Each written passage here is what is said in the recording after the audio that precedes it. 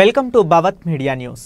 Armoor municipal పరిధిలోని 35వ ward Ramnagar కాలనీలో నివాసం ఉంటున్న మట్టా ప్రశాంత్ ఆటో డ్రైవర్కు ఒకే ఒక సంతానమైన ధనశ్రీ 3 సంవత్సరాల పాప గురువారం ఆడుకుంటూ వెళ్లి ఇంటి ఎదురుగా ఉన్న మున్సిపల్ 7 ఫీట్ల మోకాలు ఎత్తు మురికి నీరు ఉన్న డ్రైనేజీలో పడి మురికి నీరు మింగి మృతి చెందడంతో విషాద ఛాయలు అలుముకున్నాయి.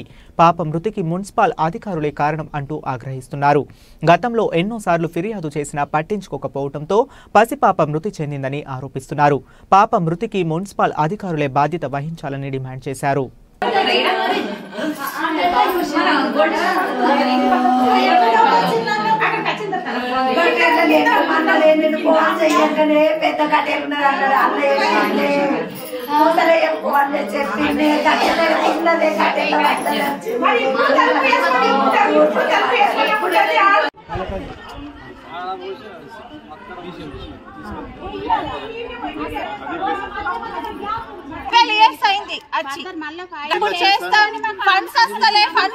అంటారు. ఫండ్స్ ఏం చేస్తున్నారు?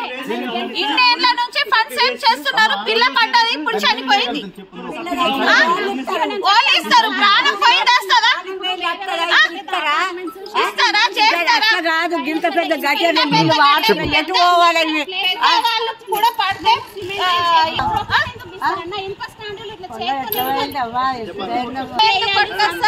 ఇప్పుడు మనం కవర్లు గిట్లా ఒక్కటి పడాయి.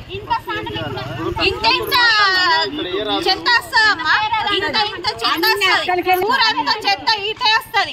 ఎక్కడ నుంచి? వీరభద్ర గుడి నుంచి ఇక్కడికి వస్తుంది.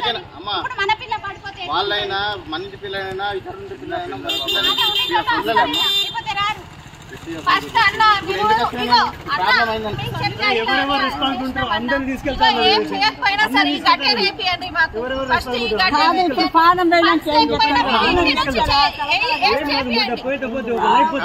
మాట్లాడినమ్మా